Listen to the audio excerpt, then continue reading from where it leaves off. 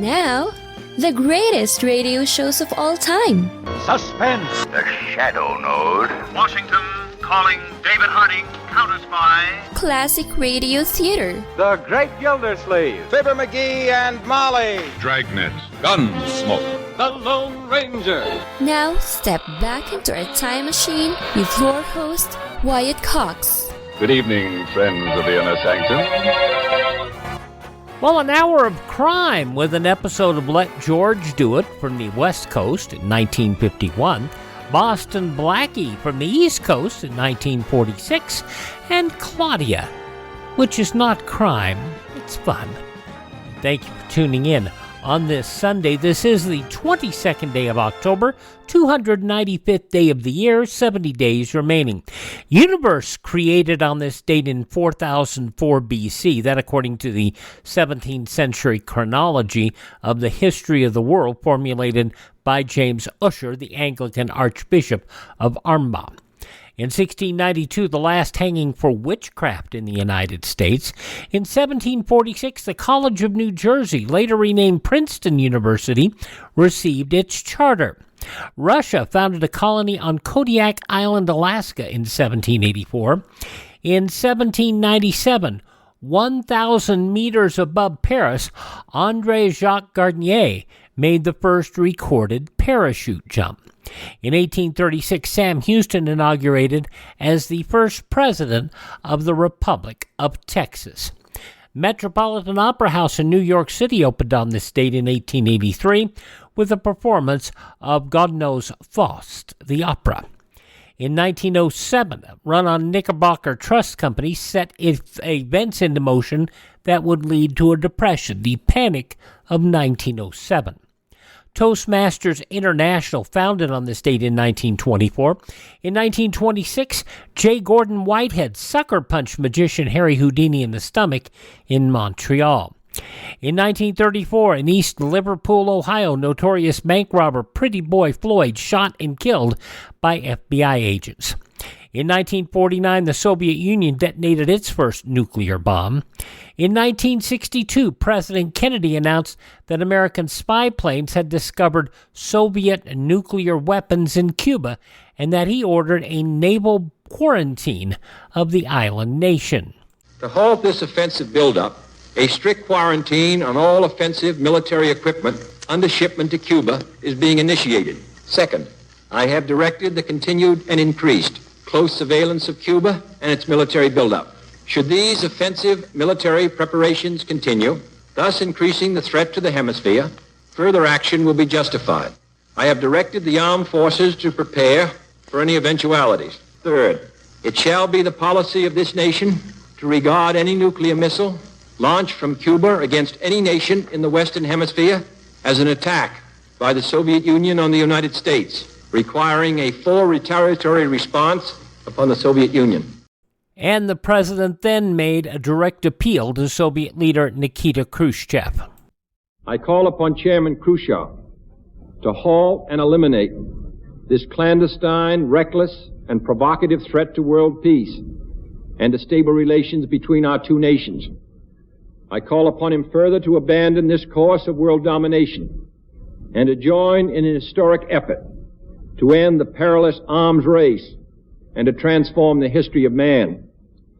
He has an opportunity now to move the world back from the abyss of destruction by returning to his government's own words that it had no need to station missiles outside its own territory, and withdrawing these weapons from Cuba, by refraining from any action which will widen or deepen the present crisis, and then by participating in a search for peaceful and permanent solutions.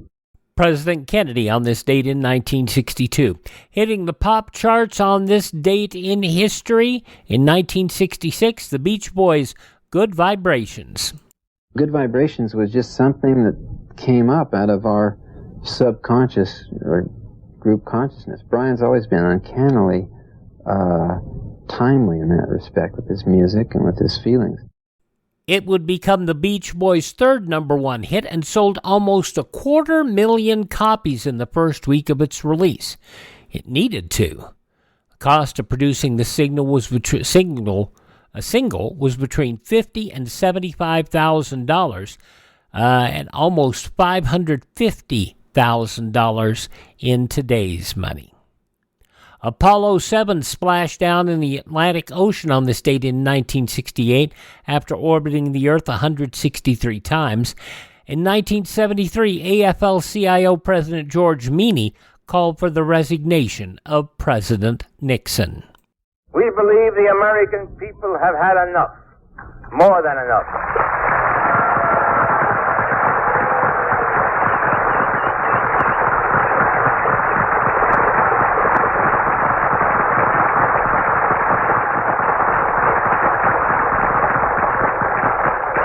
We therefore call upon Richard Nixon, President of the United States, to resign.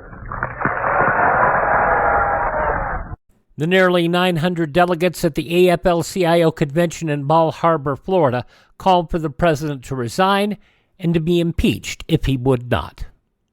In 1976, red dye number 4 banned by the Food and Drug Administration after it was discovered it caused tumors in the bladders of dogs.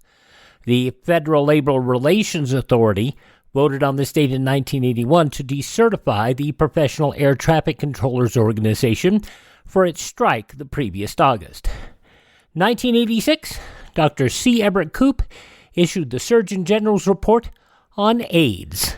Clearly, this disease, which strikes men and women, children and adults, people of all races, must be stopped.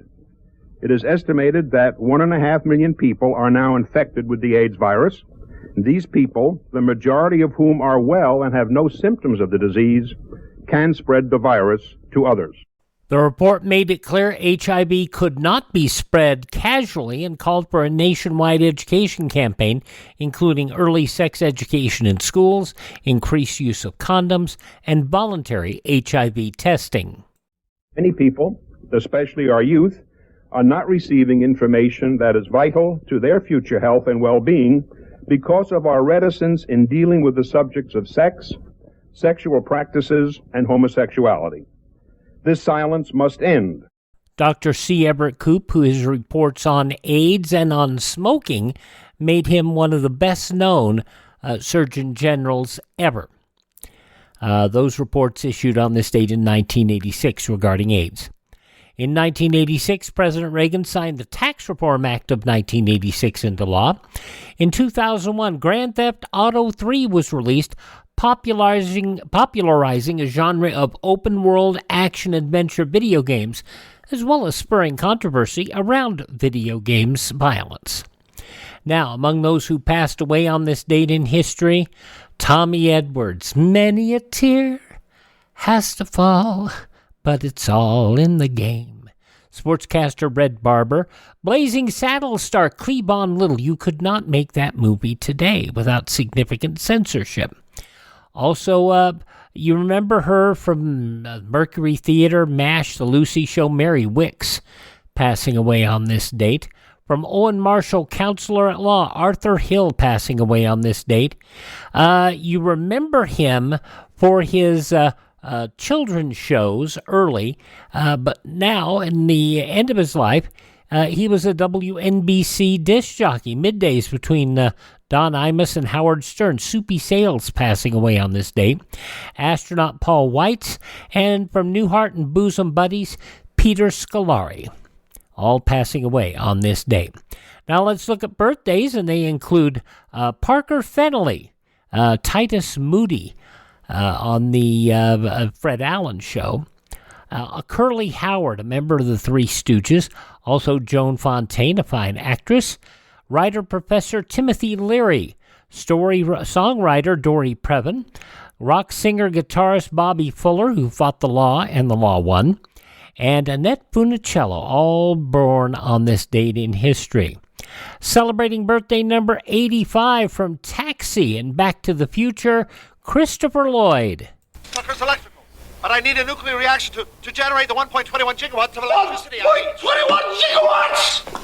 I just love that line, 1.21 gigawatts. Christopher Lloyd, 85 years old today. From Annie Hall, Tony Roberts is 84. The attempted assassin of Gerald Ford, President Ford, Lynette Squeaky Fromm, spent 34 years in prison. She is out at 75 years of age. You remember him from Jurassic Park, Independence Day, and most recently, the Apartments.com commercials. Jeff Goldblum, 71. Comedian, actor, producer, screenwriter, crazy man, Carlos Mencia, 56 today. Country singer Shelby Lynn is 55. Pro wrestler and now CPA, D'Lo Brown, 53. Also from Modern Family, Jesse Tyler Ferguson is 48.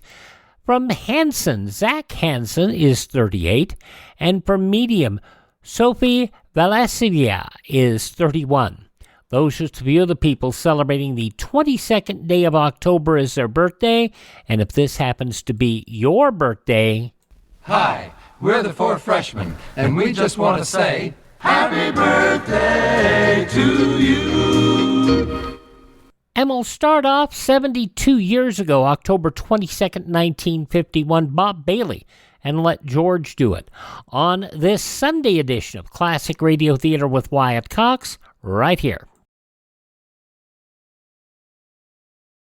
That best wish is peace on earth. Much of Reynolds' expanding aluminum production now goes to the defense of the nation, the defense of our free world. But the ultimate aim is peace always. And the great destiny of light, strong, rust-proof Reynolds aluminum lies in peaceful progress. The Reynolds Metals Company looks forward to the day when all aluminum production can be turned to constructive uses. In a future when the inspired hope of Christmas shall be realized. And on earth, peace, goodwill toward men. A little bit from a later episode of Fibber, McGee, and Molly when they were sponsored by Reynolds Aluminum. Now we're going to go to a West Coast program, October 22nd, 1951. Before he was yours truly, Johnny Dollar, Bob Bailey was George Valentine in Let George Do It. This West Coast program was originally broadcast, as I said, 72 years ago today, October 22nd, 1951. A Crime Too Simple. Personal notice, danger's my stock and trade. If the job's too tough for you to handle, you got a job for me, George Valentine. Write full details.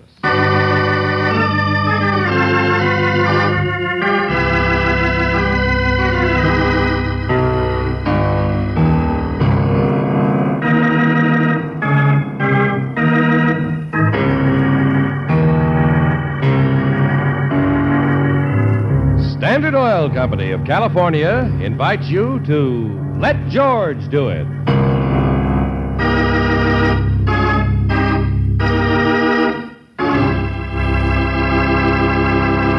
Before we join George Valentine, here's some good advice for car owners. New RPM motor oil doubles engine life between major overhauls due to lubrication. Compared with premium-type oils, as designated by the American Petroleum Institute, new RPM actually cuts in half the wear rate of critical engine parts. Good reason why you should get new RPM for your car at standard stations and independent Chevron gas stations, where they say and mean, we take better care of your car.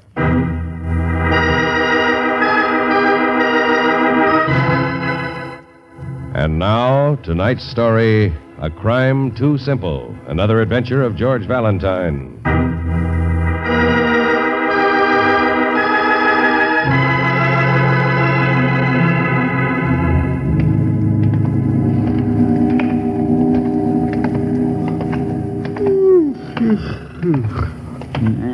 Look at that fog. Great night to play post office. Shut up. Least you can see the next pier. That's more than you could last night. Shut up. Oh, look, you gotta keep talking to keep 'em going to sleep on this watch. Join the Coast Guard and see the world. I tell you. Who's your favorite movie actress? Oh, shut up. Can't you never say anything but shut up? Huh? Right at the end of the pier by the fence. Yeah, I see him. Carrying a rolled-up sail or something. No, it's not. It's something on a light overcoat. All right, you, what are you doing out there? Well, he threw it in. Stop! Hey, you! Hold, he told you! Well, you asked for it, brother.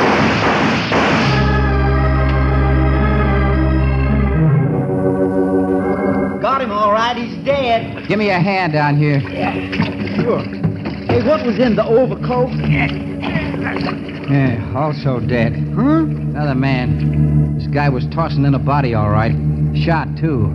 Only, sailor, we didn't do this one.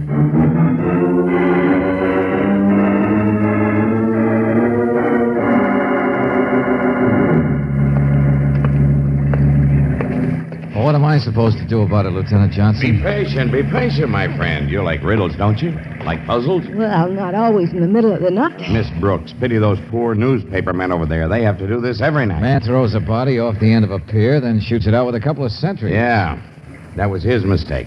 Picked a spot too close to the Coast Guard section base, that's all. Sure, and it may be a story, all right, but it's nothing that exciting. Color, my boy, the feature story, romance, the thrill of mystery. You sound disenchanted, too, Lieutenant.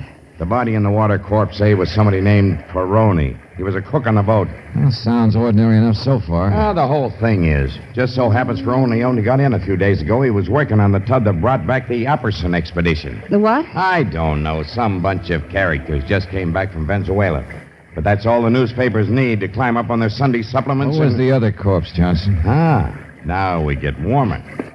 Come here. You ever hear the rumors about a guy in town called 3 Grand? You mean that's a name? Yeah, I have, vaguely. Don't really know anything about him, though, do you? I don't need to, my friend. That's him. Corpse 2. Oh, but George, 3 grand. His What price kind of for murder, Miss Brooks, a hired killer. Nice guy. Maybe those sentries deserve a medal. Sure, it wasn't their fault. I can't blame them. Well, what's wrong, then? Here, look. Found this letter with the killer's identification. Read it.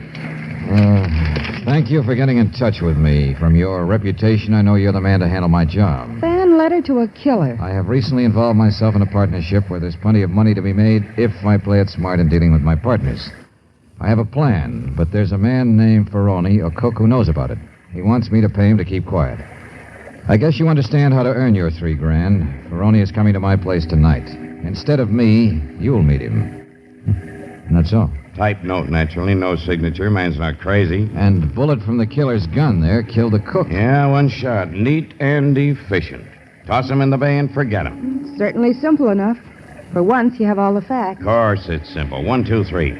But Valentine, don't you catch on why I thought you'd be interested? Yeah, Johnson, yeah. I'm beginning to get the idea. Hey, you officer. Your name Johnson? Huh?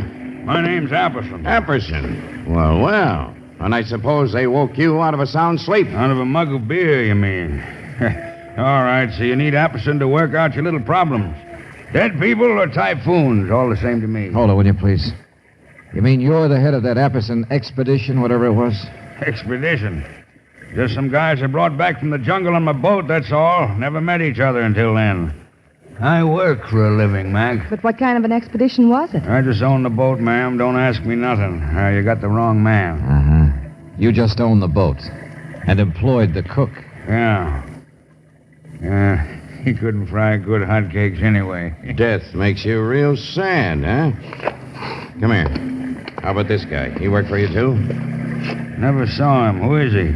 Captain Apperson, whom do we ask about this so-called partnership, this expedition that, of course, you don't have anything to do with? Well, try Boyle, Frank Boyle. He was along. Big shot lawyer, I think. He's a handy man with words. I can imagine. Who else? Well, that boat of mine's only a tub, you know, Chief. Only 3 of us come back together besides the cook and a couple of deckhands. So what's all the fire? Your problem ought to be simple. Whatever it is. Okay. Get back there with the sergeant and wait. Oh, sure, mate. Now, look, Valentine. Skip it, Johnson. He won't tell you anything. Let me see that note that was on the killer's body again. Yeah, here's it. Yeah. The note implies whoever wrote it was working on something against his partners, all right? That's what you want to know, isn't it? Oh, even I'm beginning to get it. A crime that's too simple. And that you can't solve. Sure, I know who murdered the cook, all right, and who shot down the killer. But the riddle is, who hired the killer? Some man has a secret. He's double-crossing his partners, maybe. But the only one who knew the secret was the cook. Check. So he hires a killer to kill the cook. Now the killer's dead, so we can never tell who hired him. I guess now you won't blame me for getting you down here, huh? Ever hear of one like that before? No, Johnson. From here on, there won't be a single clue, will there? This is the overcoat that the cook had on, the light one, isn't it? Yeah, that's right, but... Let me see that gun. You still got it in your pocket, the killer's gun? Sure, No, you don't need to worry about fingerprints. Uh-huh. And he killed the cook with one shot, and I guess squeezed off another at the sentries. What are you driving at? Those newspaper men inside. Why not let them help you solve your crime for a change? George, what are you doing with that gun? Nothing. Valentine, what Take it easy, Johnson. Take it easy. Now you can show the gun around to people. Let them draw their own conclusions. George, come on, you Angel. Valentine, come back here. You got me into this, friend. Okay, that's my answer. When a crime's too simple, mix it up. Make it complicated.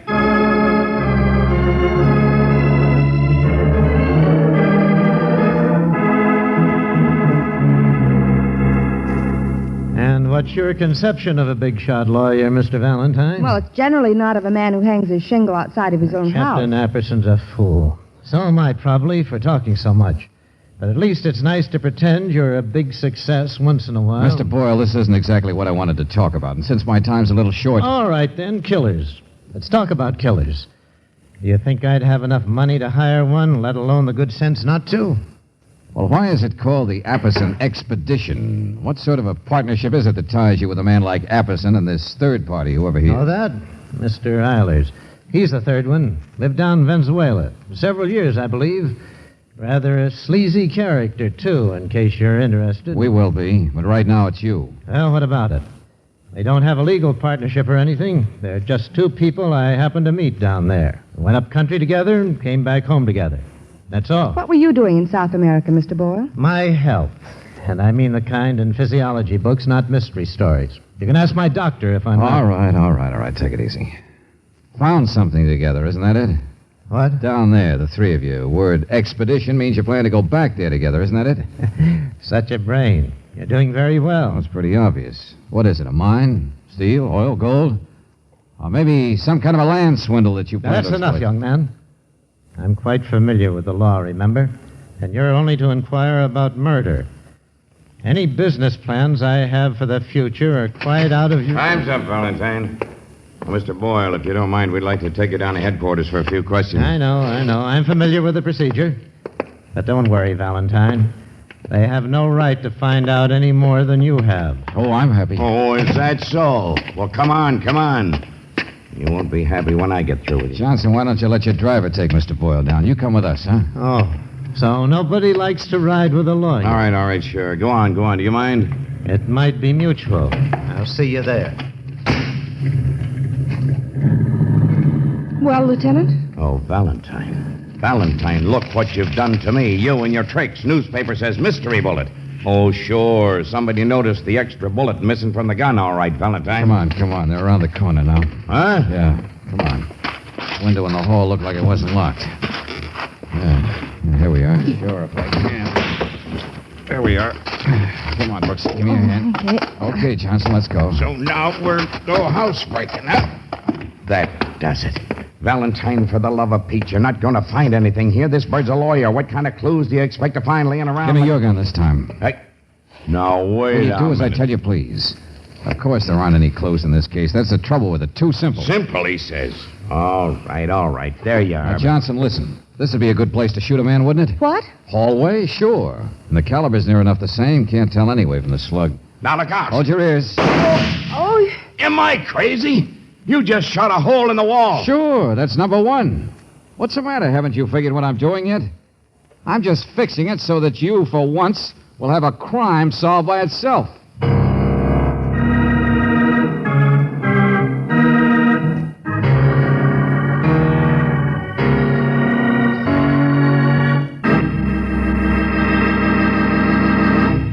In just a moment, we'll return to tonight's adventure of George Valentine. But right now, I'd like to talk about memory. You know, lots of us have a difficult time remembering things like the number on our license plate, our social security number, even anniversaries and other important occasions have a way of slipping by forgotten. I'll bet you'd be surprised at the number of people who forget their own birthdays. And I'll bet you'd be just as surprised at the number of people who forget when the oil in their cars is due for changing. The best way for anyone to solve that problem of remembering is to have the oil checked every time you buy gas. The car savers at independent Chevron gas stations and standard stations check not only the amount of oil in your crankcase, but they'll remind you about oil changes and oil filter service, too. To keep your car running longer, be sure that your oil is checked and changed at regular intervals.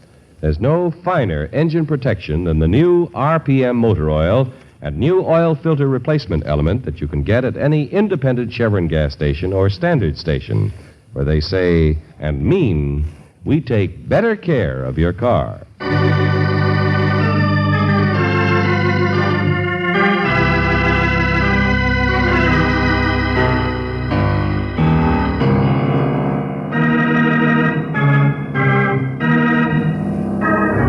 Someone hired a killer, one of 3 men. Well, the killer did his job all right and disposed of the only person who might have known whatever secrets there are. But unfortunately, the killer, a mysterious man known as 3 Grand, is dead, too.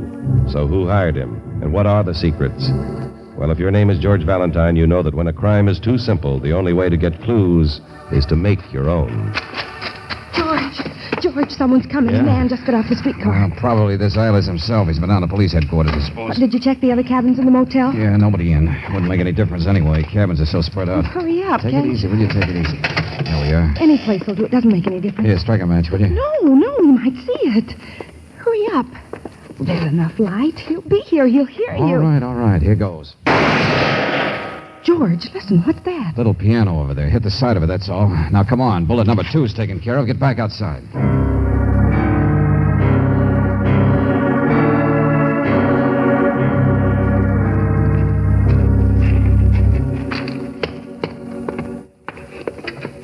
Hello.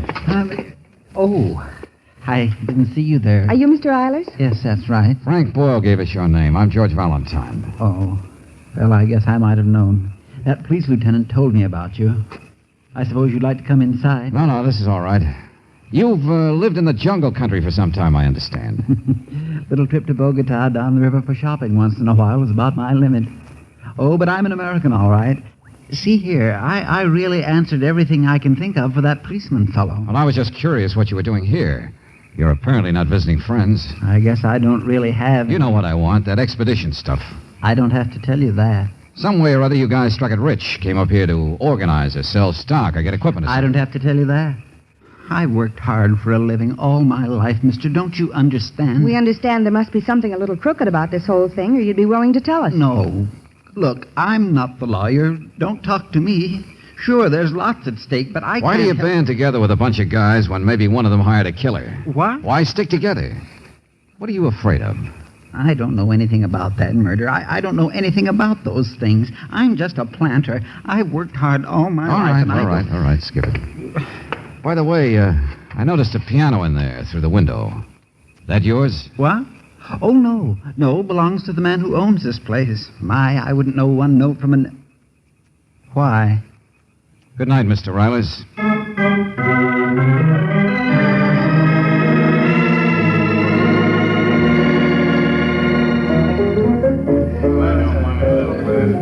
I could tell you stories by the hour, lady. I can imagine, Captain. Yeah, but you wouldn't believe them, huh?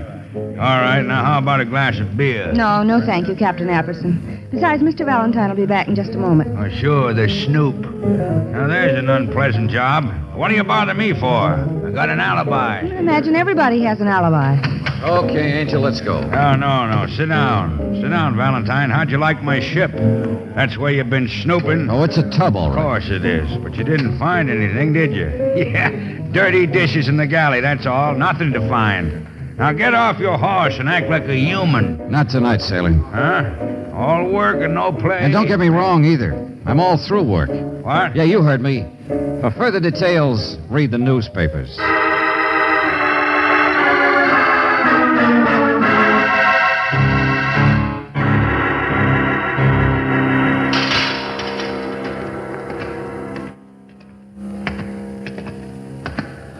You're one of the reporters who saw that gun the killer used, aren't you? Noticed that an extra shot had been fired.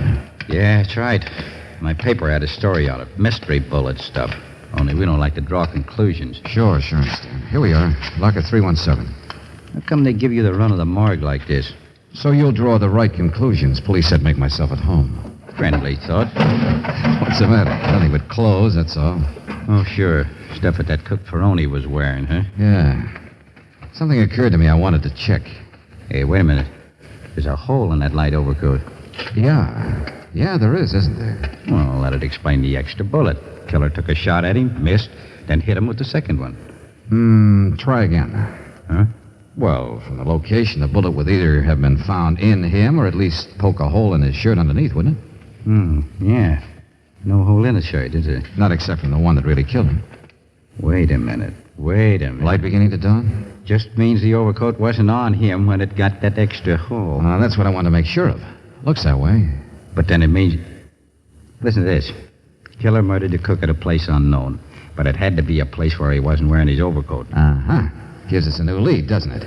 Killer put the guy's overcoat on him afterwards, when he carried him out to toss him in the water. But inside, don't you see? Indoors. Someplace where his coat could be hit separately by a first wild shot. Proves the cook was murdered indoors, huh? Well, it was a cold, foggy night. What else? A note was found on the killer's body. I think the police will give you the exact text of it now. They will, eh? Well, that's great. Only, that wasn't quite what I meant. Huh? How come you're handing me all this on a platter? Or is it on a slab?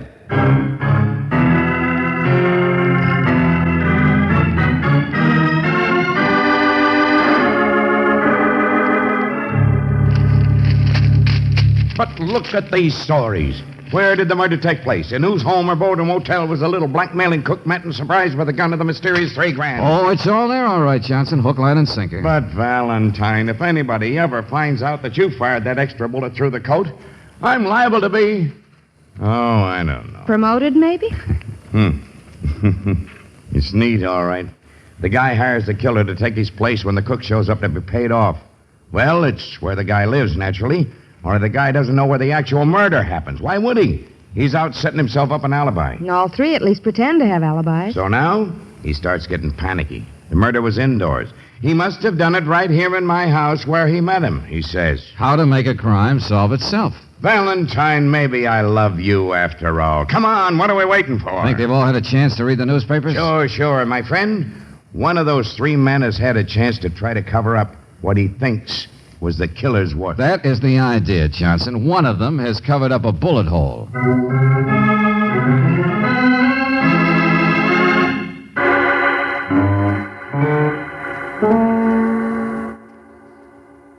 I don't understand. What are you doing there? I told you, I don't play the piano. There it is, all right. I'm not surprised. What? Where'd that come from? Bullet, Mr. Eiler. Splintered the finish, too. Well, I don't know how it got there. I've never noticed it. I've only been in from Venezuela a couple of days. I don't even understand what's going on. Take it easy, Eilers. Relax. You just got crossed off the list.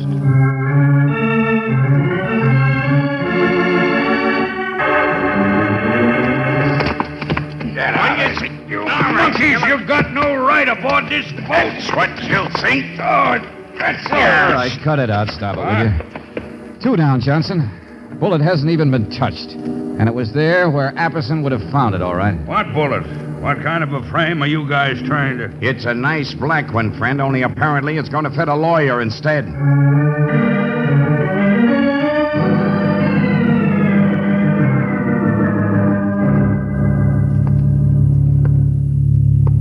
Mr. Boyle? Mr. Boyle! Don't waste your lungs, Johnson. Come here. Find the bullet? No. He's puttied up the hole where it was. Well, that's it. Simple crime, and we finally got a simple answer. Only what do you suppose he could have... Hello? Hello there. All right, Boyle, put him up. Oh, I thought I heard someone. I was out back in the garage getting my car. You won't need it. You'll ride in ours. What? See here. Put that gun down. No, you don't. Mr. Boyle, it gives me great pleasure to tell you that you're under arrest for... What? Now, stop it. I was just on my way to see you. Huh? Yes. Look there. On the wall. You see that putty? Yeah. I just put it in. I think someone must be trying to kill me. Here, look at this. I found a bullet in my wall. Valentine, I'll murder you. Make a crime simple, huh? Now look what you've done. Johnson, I know, but don't blow your top. Shenanigans all over the place, and now what happens? Not one of them suckers. Not one of them tries to cover up for what he thinks is the work of his killer. Oh, Valentine, for Would it 2 change cents, your opinion if I told you our stunt really worked? Huh? Yeah, sure. Get them together. I'll show you.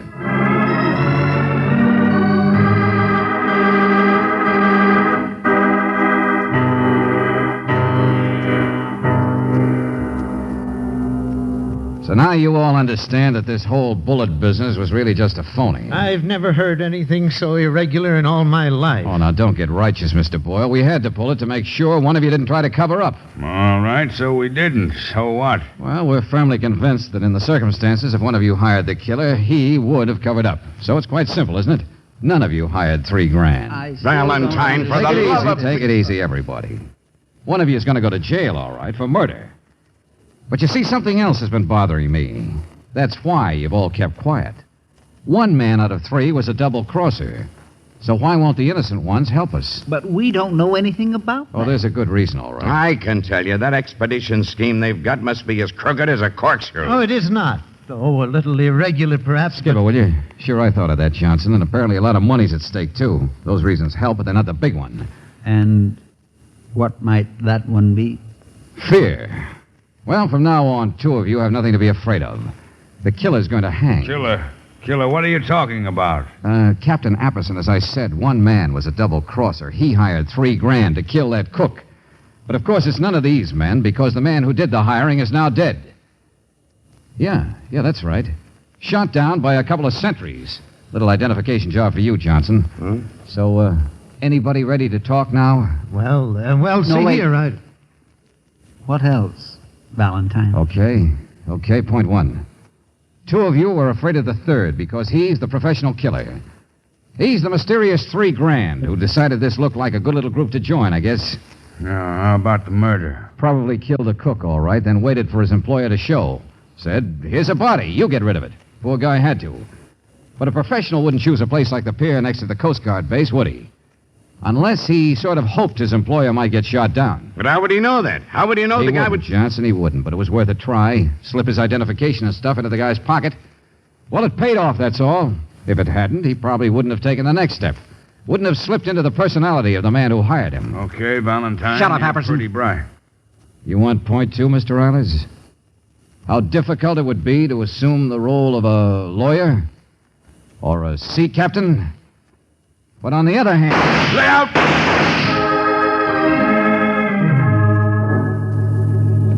Oh, thank heaven. He said he'd shoot like that if we told. He said he'd do the same to my family. He said... Now, take it easy. It's all over. Nobody's hurt except him, Eilers $3,000, or whatever you want to call him, but... Oh, Valentine, are you lucky? Pulling that one out of a hat. Why, Johnson, you mean you still don't know what the clue was? Huh? Let's see if Brooksy got it. She went to grammar school.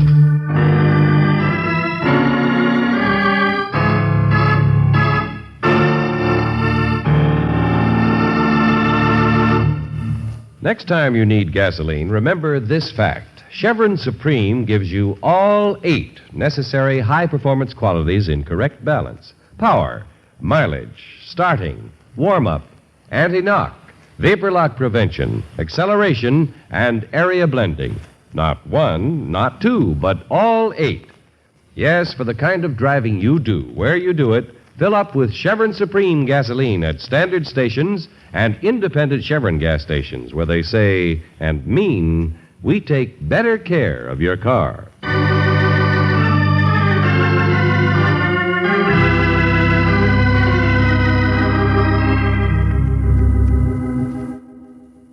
Well, of course, George. I knew there was something wrong about that man when we first talked to him. Well, he had kind of a wild plan, but it might have worked, you know. Once the real Eilers was dead, the other 2 guys weren't too hard to keep quiet. Yeah, I wonder if they'd ever really let him be a partner in that expedition, whatever it is. Maybe. There was plenty at stake. Now, look, I don't care about that expedition stuff.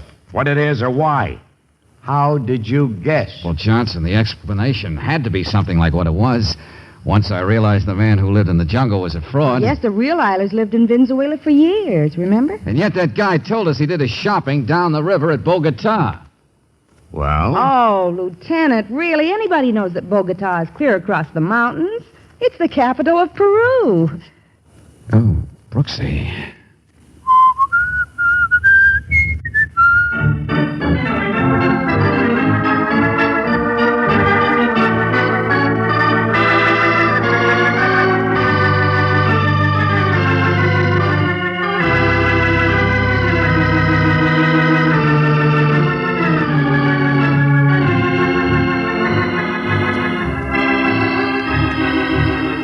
Tonight's adventure of George Valentine has been brought to you by Standard Oil Company of California on behalf of independent Chevron gas stations and Standard stations throughout the West. Robert Bailey is starred as George, with Virginia Gregg as Brooksy. Let George Do It was written by David Victor and Jackson Gillis and directed by Kenneth Webb. Ken Christie was heard as Lieutenant Johnson, Kenny Ray as Apperson, Stephen Chase as Boyle, Harley Bear as Eilers, and Forrest Lewis as the reporter.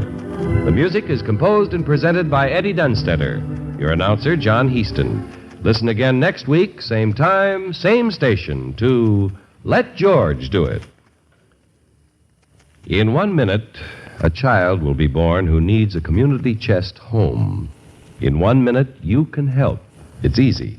Pledge a minute out of every working day for a full year. Support your community chest with one gift for many services.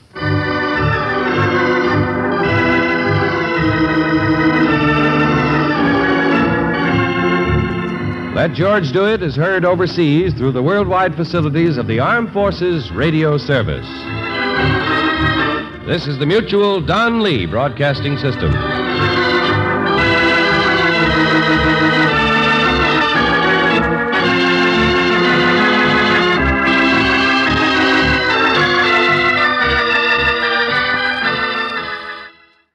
From 72 years ago, October 22nd, 1951, Let George Do It on Classic Radio Theater with Wyatt Cox. Dick Kollmar up next as Boston Blackie. Not all careless drivers have accidents, but many such careless drivers cause accidents. A woman driver who drives slowly down Main Street while doing a little window shopping is a menace. So is the man who insists on telling the people in the back seat of his car about his poker game last week. It's no wonder that ordinarily cautious drivers start to lose their tempers and take dangerous chances to pass these careless drivers.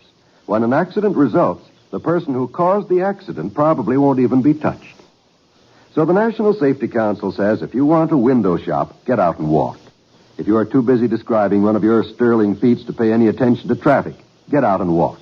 The driver's license you have does not give you the right to endanger the lives of your passengers or other human beings. Driving can be dangerous. Keep your mind on what you're doing, or walk. On tomorrow's Classic Radio Theater with Wyatt Cox, we'll have an episode of Fibber McGee and Molly, Log Cabin Jamboree, and we'll check in with Lum and Abner and see what all is going on with Lum's, Lum's mess. That'll be coming up on tomorrow's Classic Radio Theater with Wyatt Cox for your Monday. But now we continue this Sunday edition with an episode of Dick Kollmar as Boston Blackie. The ABC series was originally broadcast October 22nd, 1946, 77 years ago. Oh, hi, Inspector Faraday. Had enough of your office tonight? Yeah, Rollins. I'm going home, get a good night's sleep. Hey, you sure earned it today, Inspector. Well, I guess it was the evidence we collected that's going to send Bill Thayer to prison. Yeah, we did a good job, Rollins. I'm proud of the department. Thanks, Inspector. Well, good night, Rollins. I'll see you in the morning. Hey, Inspector, wait a minute. You aren't walking home, are you? Yeah, I think I will. The air will do me good. Maybe so, Inspector. Don't you think you better take a couple of the boys with you? What for?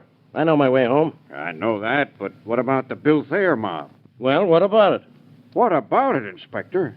Thayer said he'd have his pals take care of you, and you know what that means. Look, Rollins, if I worried about the threats I got from every guy I worked on, I wouldn't have time to do my job. But Thayer's got a lot of friends, and he's out on bail. So what? His threat doesn't mean a thing, and neither does he. Well, good night, Rollins, and don't get into any trouble. Okay, Inspector. I wish you'd let a couple of boys go with you. I get it, Rollins. You figure you'll be one of them. You'll get a little of my wife's home cooking. Some other time.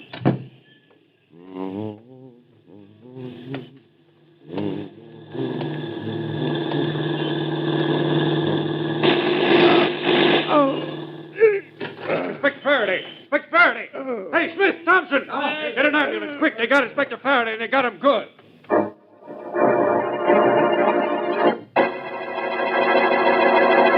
And now meet Dick Kollmar as Boston Blackie.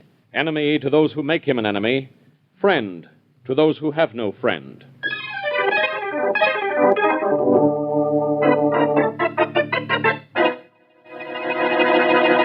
Hello, Faraday, old pal. Hello, Inspector. Well, at last the flathead is flat on his back. Oh, no. Get out of here, Blackie. This is a hospital, not an amusement park. Well, I'm glad you told me. Haven't had so much fun in weeks. The nurse tells me you'll recover. Sorry, old man. Oh, Blackie, will you stop joking? Yes, maybe I should be sad about this, Mary. The nurse may be wrong. Maybe Faraday will live. Yeah, I'll live all right, Blackie. Takes more than a couple of bullets to stop me, especially when they just graze me. Really? Bullets can't stop you, but a simple question can all the time. Oh, now, Blackie, you stop. You didn't come up here to tease the inspector. No, I didn't. But let me enjoy myself before I tell him the bad news. Bad news? What bad news? Well, I might as well tell you now, Faraday. You probably haven't realized it yet, but this is one case I'm going to solve without interference from you. Interference from me? You're the guy who's always getting in my way. Oh, that's your opinion. Faraday, I'm going to get the guys who did this to you and get them all by myself. I'm going after that Thayer mob. Doesn't that make you happy? Blackie, you stay out of this. I got him on that larceny charge, and I'll get Thayer for this, too. You lay off here. Not very well. Oh, Blackie, why don't you be honest with the inspector? All right, Mary. I guess you're right.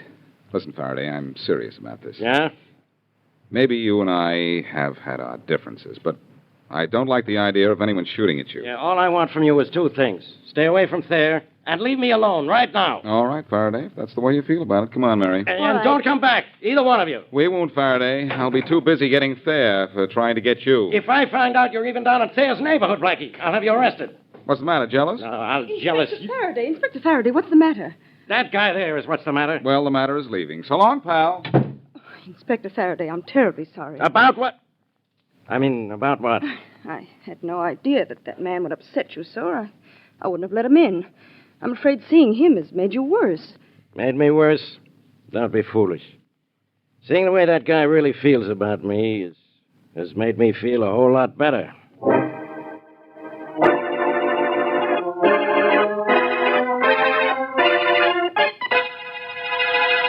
Look, Jamesy, thanks to your stupidity and not knocking off Faraday, we don't dare stick our noses out of this room. What do you mean, my stupidity?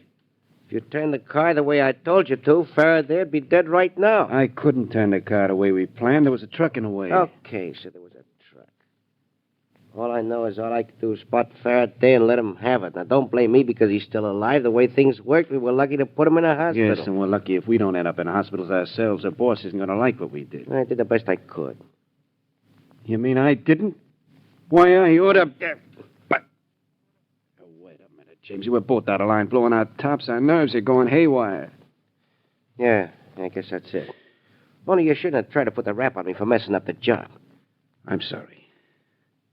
Guess the best thing we can do is think of a good story to tell the boss. Yeah, you're right, Barnes.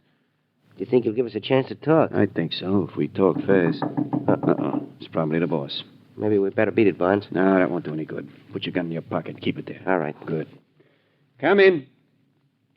Come in. Hello, Oh, you gentlemen are in, are you? Why, yes, Mrs. Atley. You don't want the rent again so soon, do you? Aren't we paid up? Of course, Mr. Barnes. I just wanted to tell you a man phoned and left this number for you to call him back. I wrote it down. Oh, thanks. Thanks a lot, Mrs. Atley. You're welcome. I hope I didn't disturb you, gentlemen. That's all right. It's okay. Bye. Goodbye. Bye-bye. Huh. Let's see the telephone number, Jamesy. Here. Recognize it? Too well. It's the boss. Come on, we'd better call him up before he calls on us.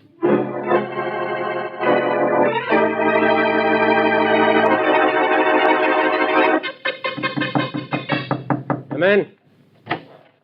Thanks for telling your pals outside to let me in, Thayer. I'd hate to have to break in to see you.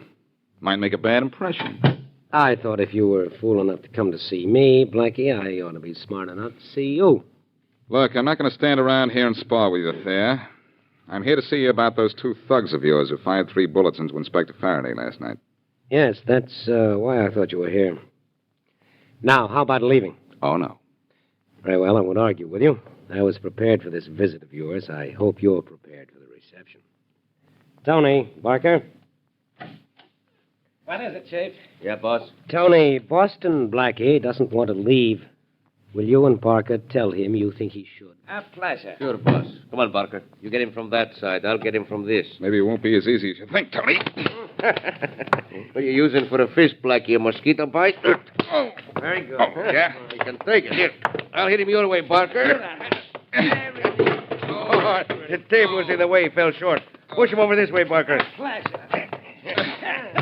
Hey, Barker, don't let him hit back like that. He might get cute and think he can lick you. Oh, my friend. You smashed the table on him, Barker. That junk off him. I'll finish him with a good right to the jaw. He's practically out now. Not as out as you think. Up. How about this? Oh. Yeah, that did it, boss. That did it. Yeah, good, good. Now, take Blackie outside and toss him in the street. You like what we done to him, huh, boss? Yes, Tony, but I don't like what you did to my office. Now get busy and cart this broken furniture out of here. There's nothing I hate more than a mussed-up room.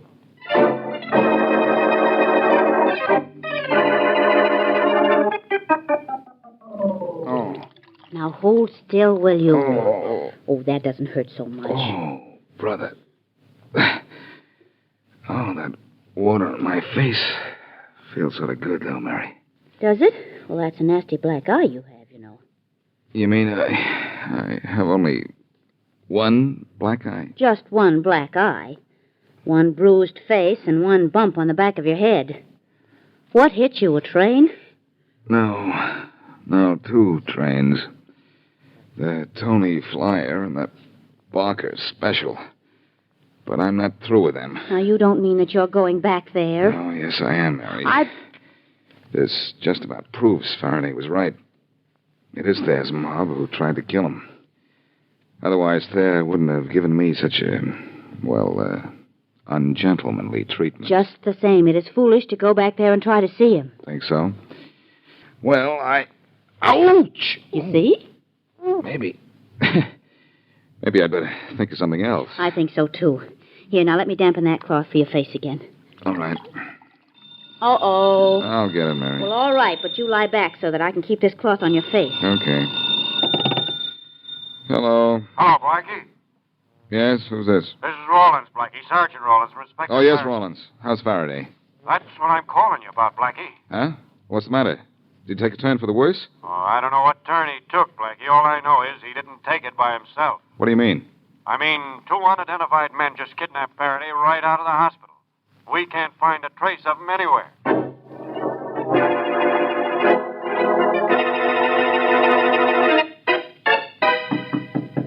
Come in. Hello, Blackie. Well, Rocky Baldwin. Too bad you didn't come 10 minutes later. I'm on my way out. What's your hurry, kid? Sit down. My hurry is Inspector Faraday's been kidnapped, and I gotta find him. But aren't you in the wrong neighborhood, Rocky? I thought this was Thayer's side of town. Yeah, but Thayer isn't going to mind my coming over here, as long as I don't try to cut in on him. Then why are you over here? This is why I'm over here, Blackie. To see you. You mean the great Rocky Baldwin, tied with Thayer as the city's #1 racketeer, will stoop so low as to come to see me? Well, I'm glad I'm still nursing this face of mine, so I didn't miss this. I've got a reason for wanting to see you, Blackie. The usual one, I suppose. You want to try to scare me into doing something for you. Well, I don't scare. I got beaten up a little while ago because I don't scare. Blackie, you got me wrong. I'm here because I want to help you. I know where Faraday is. Because I know who kidnapped him. Who? Thayer. Yeah, I might have known. And you know where Thayer's keeping him? Sure. In his hideout on Lane Street. Uh-huh. Very interesting. Except for one thing, I don't believe it. Why not? Because why should you cross Thayer and help Faraday? Oh, that's very simple. I don't like cops, of course, but Faraday is only one cop among many. But Thayer, well, he's the one man who stands in the way of my controlling this whole town. Understand?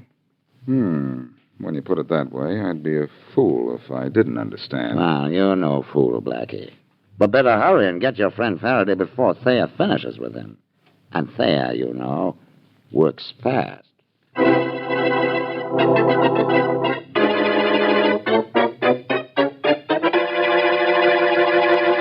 And now back to Boston Blackie.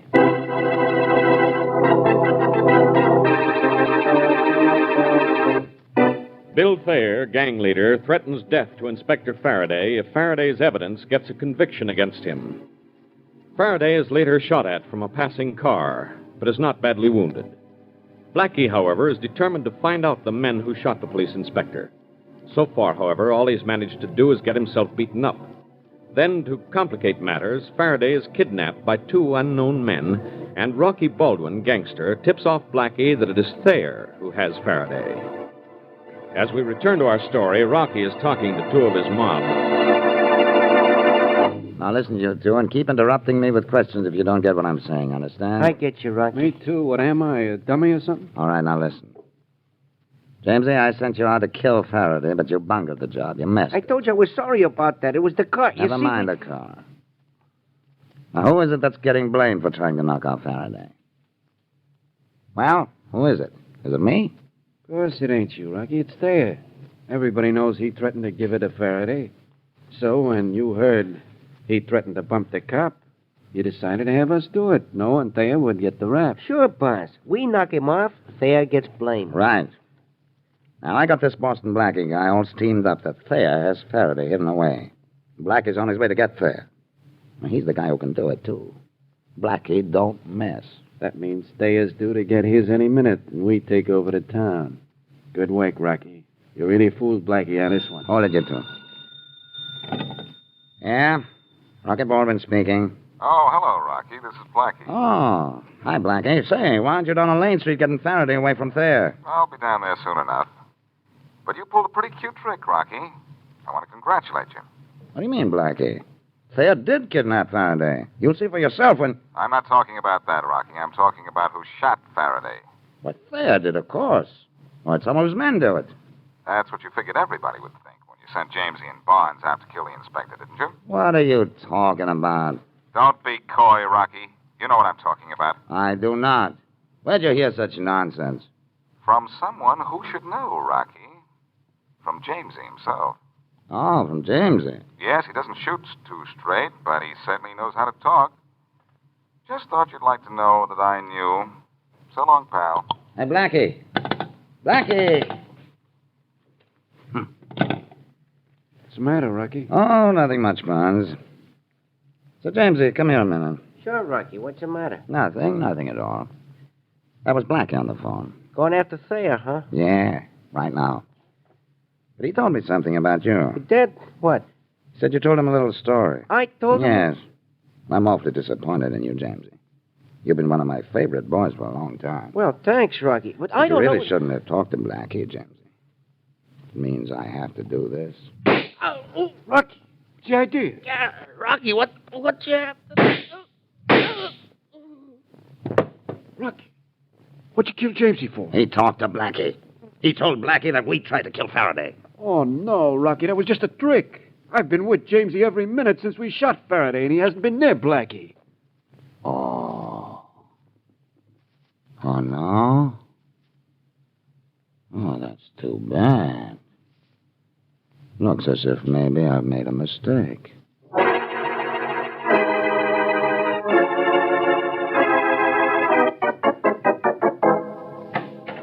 Oh, Tony. Yeah, boss? You got Faraday tied up nice and tight? Yeah, Mr. Thayer. I got him so he can't even wriggle a finger. Good. Now that we snatched him and stashed him here, what do we do? I don't know yet. I gotta have time to think.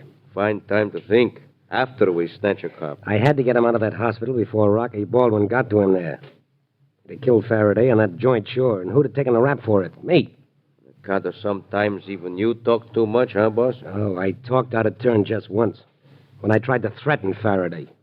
Oh, what a sucker I was. All he had on me was a larceny rap. I had a good chance of beating that. Now, we're too smart for cops, Mr. Thayer, ain't we? No, I'm not so sure. I don't know what to do with Faraday. If I turn him loose, Rocky will get him this time, sure, and I'll get it right in the neck. If I keep him here, I kidnap the guy. That means a chair. Not if we make a deal with Faraday. That's an idea. Only I don't think Faraday will buy it. I'll try. Hey, wait a minute, boss. You keep saying that all he has on you is a larceny rap. Don't he know about the Edwards killing? He doesn't even suspect me in that one. Oh, no, huh? I don't like the way you said that, Tony. Well, it wasn't my fault, boss. You never said nothing to me about what Faraday was trying to pin on you. I thought all along it was the Edwards killing. Go on. Well, nothing. I figured when we kidnapped him from the hospital, it was to bump him.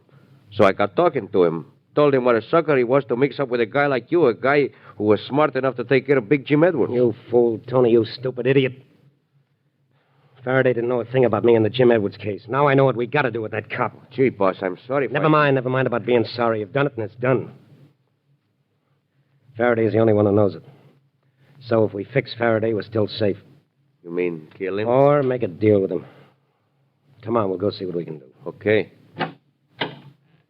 Hello, Faraday. Comfortable? You know I'm not there. I'm sorry about all this, Faraday, but it was one of those things I just had to do. Yeah. Just for the fun of it, I guess. No.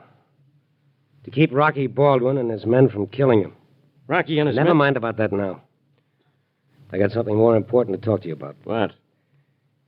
Tony told you I killed Edwards. Didn't he? That's right. I'll let you go right now if you'll forget all you know about that. Sorry, Thayer. No dice. I'm not that kind of guy. And I'm not that kind of policeman. Well, you're a live policeman now, Faraday. Yeah, and maybe a dumb one, too. But I'm an honest cop. I know where to get the evidence against you and the Edwards killing. And if I get a chance to, I'm going to use it. All right, Faraday. I'm awful sorry. Tony. Yeah, boss.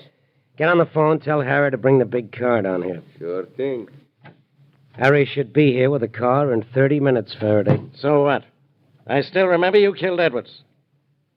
Well, you got 30 minutes in which to decide whether you feel like losing your memory or your life.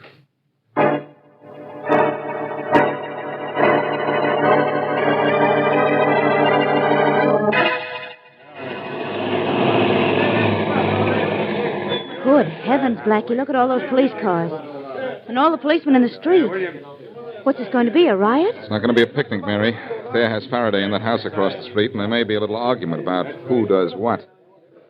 Stay here a minute. Here's Rollins. All right, Blackie, but please be careful. Yeah. Hello, Rollins. Oh, hello, Blackie. We're just about set. Glad you brought a lot of men, Rollins. This may be a battle. But not a long one if the shooting does start, Blackie. I've got 100 men, and I don't think Thayer has more than 2 or 3. But he has Faraday. Aren't you afraid he'll kill the inspector if you open fire on him? Yes, I'm going to try reasoning with him first. Hey, Jack. Jack, hand me the loudspeaker microphone. I'll see if Thayer will listen to reason. Yeah, boss. Thanks. Well, good luck, Rollins. Blackie, I got scared sitting there alone in the car. Can I stand by you? Hello, Miss Wesley. Oh, hello, Sergeant. Blackie, can I? Yes, if you're a good girl, you'll be safe behind the squad car if the shooting starts. Go ahead, Rollins. Let's see if Thayer can be talked into showing some sense and showing himself. All right, Thayer. We know you're in there. We're going to give you a chance to come out alive. Can you hear me, Thayer? Can you hear me? Yes, I hear you. Come out of that house there. Come out with your hands up. Nothing doing. And we're coming in after you. Come ahead. I'll kill Faraday if you do. He means it too, Rollins. Ask him if I can come in. Oh, Blackie, Listen, no. Thayer. Can Blackie come in? What for? Tell him it's to make a deal and to see if Faraday is really still alive. He wants to make a deal and see if Faraday's still alive. Okay, Blackie can come in, but alone, with his hands in the air and unarmed. Good. Come here, Rollins. I've got an idea. If it works, we'll have Faraday out of there in no time. Oh, Blackie, you can't go in there. They'll kill you. Not if I do what they say. All right, Blackie, what is it? Here. Take my gun and keep it for me. You're not going in there without a gun, are you? I am if I expect to come out alive. Give me a tear gas bomb. A tear gas bomb? Yes, give me one, quick. All right. Here's one. But, Blackie, they'll search you if they find it. But they won't find it. There. Now, wish me luck. Give me exactly 3 minutes, and then come in fast. Oh, Blackie, I wish you wouldn't do this. I said wish me luck. You better get behind the squad car, Miss Wesley. If anything goes wrong, we'll have to...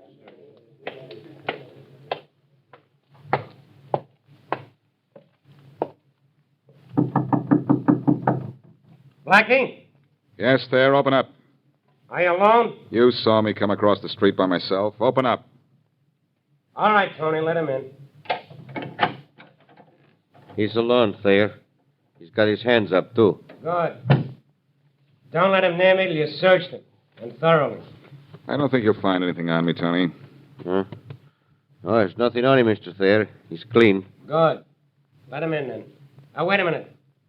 Take off his hat first. I'll take it off by myself there and put it over here on the table. How's that? That's good. Come on in, Blackie. Thanks. And I can put my hands down now? Yeah. Your hands down and your cards on the table. You want to make a deal. What is it? First, I want to see Faraday. I want to make sure he's still alive. Fair enough. Go bring Faraday out here, Tony. Sure. And if Faraday's alive, Blackie, then what? Let's wait until I see Faraday alive. You just don't trust me, do you, Blackie? Nope. Mind? No, I wouldn't have much respect for you if you did. Well, here he is, Blackie. Don't he look alive? Yes, as much as he ever did. Hello, Faraday. Hello, Blackie. Well, your pal's alive, Blackie. What's the deal? No deal, Thayer. As far as I'm concerned, you can go ahead and kill him. Where's my hat? I'm getting out of here. Hey, Blackie, wait a minute. Blackie. Oh, here's my hat on the table. Duck, Faraday. I'm dropping it on the floor. Hey, what's that? It's tear gas. Let him have it, Tony. Shoot. I can't see him, boss. Where are you? It's over there, Tony. You don't mind if I borrow your gun, do you? I do. I want to get me out of here. Faraday, are you okay? Sure. Where'd you get the tear gas? Quick, grab Thayer first. We'll have Tony our own way. Are you all right, Inspector Faraday? Yeah, Rollins. I'm wonderful. I've never been so happy in my life.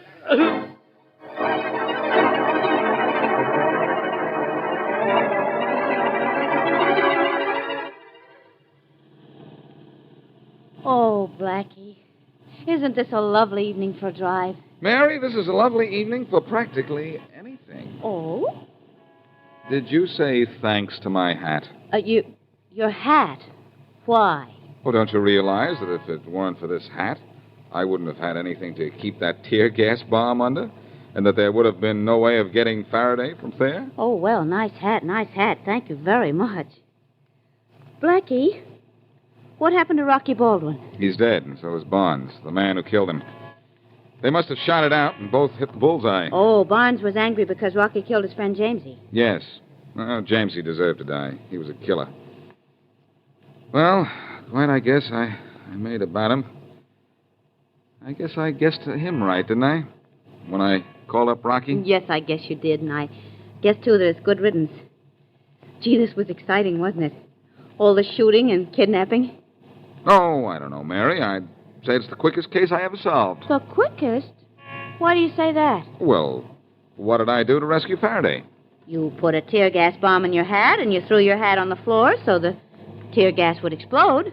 Well, that's why I say it was the quickest, Mary. It's the first case I've ever solved at the drop of a hat. Ooh.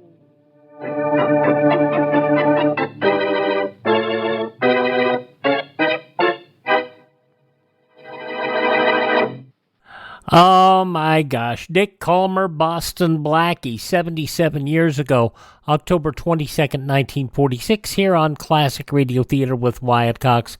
A reminder, our Facebook page and our Twitter feed, X feed, are all available up on our website, classicradio.stream. That's classicradio.stream. I also have a number of bargains there I hope you'll look at and take advantage of them. That's at classicradio.stream. Now, this important message. This is Debbie Reynolds. If you've been wondering what you can do to fight communism personally from your own home, there is something you can do. Support Radio Free Europe, the station built and financed by the contributions of the American public to the crusade for freedom. Radio Free Europe is one Cold War operation the communists fear and attack constantly. Support Radio Free Europe. Send your truth dollars to Crusade for Freedom, care of your local postmaster. Now let's head out and see what's going on with Claudia and David in this episode of Claudia from 75 years ago, October 22nd, 1948. This episode should be very amusing. Your Coca-Cola bottler presents Claudia, based on the famous play and novels by Rose Franken. Brought to you transcribed Monday through Friday by your friendly neighbor who bottles Coca-Cola. Relax, and while you're listening, refresh yourself. Have a Coke. And now, Claudia. Oh, drat. More people bother you in the country than in the city. Well, people have more time for it. Really, the world can be too much with you. Such a wonderful morning we were going to be really alone all day. Probably isn't anybody. Nobody doesn't ring like that. You go out and get rid of them, darling. You go out and get rid of them faster. Tucker here. I love that old man, but I'd love him more some other day. Hello? Any Nortons around? We're in here in the living room, Mr. Tucker. Come on in. Hello there, you young folks. Hello, Hello, how are you? I don't want you two to think I was just passing by. I'm not the idly kind of man just to be dropping in. I like my privacy. I like others to respect it. Of course, that doesn't apply to good neighbors and young people like you. You'd be welcome to drop in on me any time you like. Well, we want you to feel that way about the Nortons place, too, Mr. Tucker. But this morning I dropped by a purpose. What be you going to do? What be we going to do about what? About your barn. About our barn? Yep. Well, the barn is just finished. And I want to thank you for all the help you were while I was in the hospital. Oh, shucks, 'twasn't nothing. I'd have did it for anybody, if I liked 'em well enough. But speaking about the barn, it's finished, but it's empty. Well, we've got some... I know. You got my sow Ruby, and one rooster can be heard bellering all over the county, but you didn't build yourself that barn and put in fancy mail order stanchions for them. So, for all practical purposes, your barn's empty. Well, I thought I'd wait a little while. You got a man, you got a barn, you got a yen to have a cow. When you can get a good cow, that's the time to get her. Time and cows wait for no man, like the old saying goes. The old saying goes, time and tide. Yes, for seafaring men. For farmers, it's time and cows. Now, what kind of a cow you young folks aiming to have yourselves? Well, just a cow. Just a cow? Yep. It's no cow at all. Some of 'em ain't even good for hamburger. Oh, we don't want hamburger. We want milk. All of 'em give milk. Most of 'em give less than you think they're going to when you buy 'em. Claudia, Mr. Tucker was asking what breed of cow we wanted. Oh, you mean black cows or brown cows? Black or brown or red or brindle or sky blue pink. It ain't the color. It's the breed that counts. Guernsey, Holstein, Jersey, Brown Swiss, Ayrshire. It's an awful lot of names. I think we really wanted just a cow. Mr. Tucker, I'm afraid Claudia is something of a city girl when it comes to cows. I agree with you. When it comes to cows, the first thing is to decide the breed. Now, I sort of thought that we'd like to... You made an excellent choice, son, an excellent choice. Yep, an excellent choice. It's a fine breed adapted to our New England country, they be. Just like there was Bedford. Well, good foragers, too. Make the most milk out of the least feed to do. Lots of butter fat. None of your pale, blue, thin milk out of them. They're gentle, too. Gentle, and intelligent. Yeah. Can't have too much intelligence in the cow, you can't. No. Mr. Tucker, you neglected to mention just what breed it is that I decided I want. Why, Jersey, son, Jerseys. There ain't no other breed you'd want, no. Jersey. Thank you, Mr. Tucker. I just thought it'd be nice to know. I grew up with Guernseys. And got 'em out of your system. Good. Now you want Jerseys. You made a good choice, son. It sort of looks as if the choice had been made for us, Mr. Tucker. Of course, if you hadn't wanted Jerseys, there wouldn't have been no point in my talking to you. But since it is Jerseys or nothing, I'll come to the hub of why I'm here. Mr. Tucker, you wouldn't misunderstand if I ask you one question, would you? Misunderstand? No. Fire away, son. Do you keep Jersey cows? What other kind would I be keeping? And you want to sell us one of yours, Mr. Tucker? Nothing would make David and me happier than to own one of your cows. Well, it's a happiness you'll have to defer, young lady. Sell my Susie or my Nell. I'd a sight sooner sell my sister Delilah. Sight sooner. Yes, sir, of course, I could replace Susie or Nell, and I couldn't replace my sister Delilah, but don't know if I'd care to. She pesters the daylights out of me. Mr. Norton, as females go, cows is superior. That is a philosophy which I hope David is never brought to. Women drive men to it if they're not smart. You look smart, Mrs. Norton. Hope you're as smart as you look. Thank you, Mr. Tucker. That is one of the nicest compliments ever paid to me. And if a cow is that important, Mr. Tucker, I can see why the relationship of owning one, like matrimony, is not lightly to be entered upon. Son, there's a lot about cows you haven't learned yet. I suppose you two think of a cow when you think of her. The only thing you think of is milk, eh? Well, it's sort of the first thing you think of. Yep. Got a lot to learn.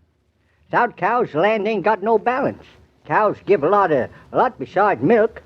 They give nice clover fields, pretty posies, and saves you from buying stuff. It's your own. It ain't stuff you got to go off and buy at outrageous prices, you know. Well, frankly, I hadn't been thinking about cows from that angle. And that ain't all. You never got just one cow. They keep coming regular as clockwork. If you're lucky and they ain't bull calves, you can count that clear profit just like dividend from an investment. It's always been a wonder to me a man would put his money into Wall Street when he can put it in a cow. Well, there are varying opinions about the profit. Some people say some people say the cost more than you get from them. But folks that say that ain't counting the value of health and human happiness. I suppose not. That's a sorry bookkeeping system that don't have columns for health and human happiness. Most of the real profits of life is in them two columns. Yes. Delicate question. You two young'uns had your first fight yet? Well, as two normal young people, We have not. We have never had a fight. Watch yourself. You'll be having your first fight about not having one. You mean if David and I have a fight, instead of turning to another woman for sympathy, you'll just go out to the barn? And nuzzle my head against our Jersey cow and say, my wife doesn't understand me. Words to that effect, son. Words to that effect, yes. There's peace. An understanding in a cow's eyes. There is. She's placid, she don't talk back, and she smells all sweet and clovery-like. And on a winter morning, her breath is all steamy-like. She never nags. Son, there's nothing like a cow. Your life ain't complete until you got a cow.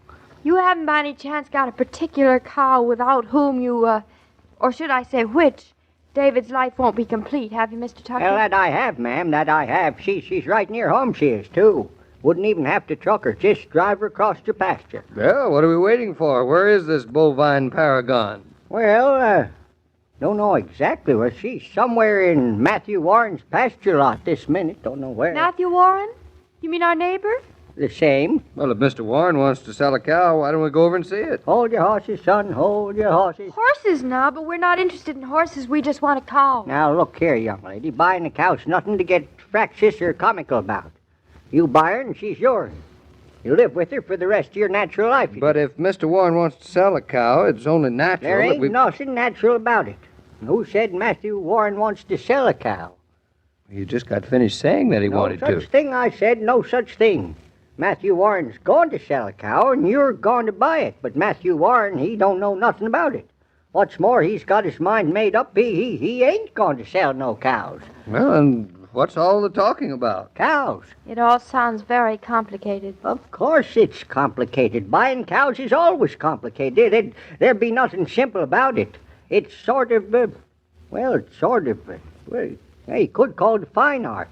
That's what it is. It's a fine art. This is all beyond me. And I must confess that I'm way behind you, Mr. Tucker. Now, look, you two, it's really simple. Really simple it is. If you was to go over to Warren and say, Mr. Warren, we want to buy one of your cows, the whole deal would be shut. Done and finished it'd be. Why, if he wants to sell it... Son, he don't want to sell no cow. Oh. So confounded simple, I don't know why you two can't get it through your heads. It's perfectly simple to me. We want to buy a cow. Matthew Warren wants to sell a cow. Only Matthew Warren doesn't know he wants to sell a cow. Miss Norton, you're a country girl at heart. You understand me plain and right off. Good. Well, I'm just a city boy. Bring me in out of the dark, will you? Perfectly simple. Plain as your nose onto your face. Matthew Warren loves his cows. His jerseys are the finest in the state, finest in the county, maybe. Take prizes every year at the Danbury Fair. Well, I'm with you that far. Well, he loves his jerseys so much he don't like to sell them. Mr. Tucker, stop right there. Now, that's the point that I jumped off the track. Well, it's simple. Warren don't want to sell his cows. His herd grows. But this is the crux of the situation. His farm don't grow, so there you are. Well, now, take me along just one step farther, Mr. Tucker, and I might know where I am. Oh, Herd large, farm small. Wet weather good for hay, too much wet weather bad for hay. So last evening, Matthew comes to me and says, Jared, I'm short of feed for this winter. You cut more hay than you need. Could I buy some off of you, he says. And you've got more than you need? Dang tootin' I have. Never going to catch Jared Tucker short of feed, no, sir. So you got yourselves a chance to buy a good Jersey cow. Mr. Tucker, I think I'm off the track again. Yes, if you've got extra hay and a neighbor needs hay... You and Mr. Norton are my neighbors, too. Warren's got a lot of cows. 'Twon't hurt him to have one less. Do you a lot of good to have one more. I'm just the Deus Ex Machina. Yes, that's it. Yeah. The duck's in the machine that pulls the strings. Yeah, that's it. Now, if I was to advise you, which I ain't, I would advise you to let a couple days pass. Let a couple days go by. Yeah. And I'll dingle-dangle Warren along and finally tell him he don't get none of my hay, see? He doesn't get any at all. Then along about Monday, he's in the right mood, the iron's hot, you buy yourselves a cow. It doesn't sound exactly honest to me. Well, it's cow trading that's as honest as most. I'll go along with you on Monday. And it sounds awfully complicated, too, Mr. Tucker. Now, wait a minute, Mr. Tucker. I just want to be sure that I have it straight. Now, we're going over and see Matthew Warren on Monday. Yes, And if he's in the right mood, and you haven't sold him any hay, well, then we can buy the cow. Is that right? Oh, dang it all, Mr. and Mrs. Norton. Of course this is all complicated. Yankee trading wouldn't be no fun if it wasn't complicated. Getting married sometimes complicated. It's fun, though. Stop interrupting, girl. Having a baby's sometimes complicated. But, sometimes living's complicated. But buying a cow is always complicated. It's fun, too. As you stop in the food store or drugstore for the family needs, you'll notice the red cooler that invites you to pause and refresh with ice-cold Coca-Cola. Step up, drop a nickel in the slot, and shop refreshed. That delicious refreshment will remind you to take a carton of Coke home for the family, too. Hi there, Mr. King. Are you a Yankee? Am I a what? Them shooting words where I come from. Might known from your voice you wasn't no Yankee, but I'll wager you was born close to a farm. You ever done any cow trading, son? Now, you wouldn't be trying to sell me a cow, would you, Jared? You in the market for one? No, I guess you're not. But I've been having a time with these here Norton friends of yours. They're babes in the woods. You still talking about cows? Well, they depend on me like I was their grandpa. Nothing to do, but I have to go along with them to buy a cow on Monday. If I don't go, Matthew Warren will skin the eyes off them. Is Matthew Warren selling them a cow? Well, he is, but he don't know it yet. Well, so long, Jared. I have a notion, a Yankee notion, that is, that I'm going to see some Yankee trading on Monday.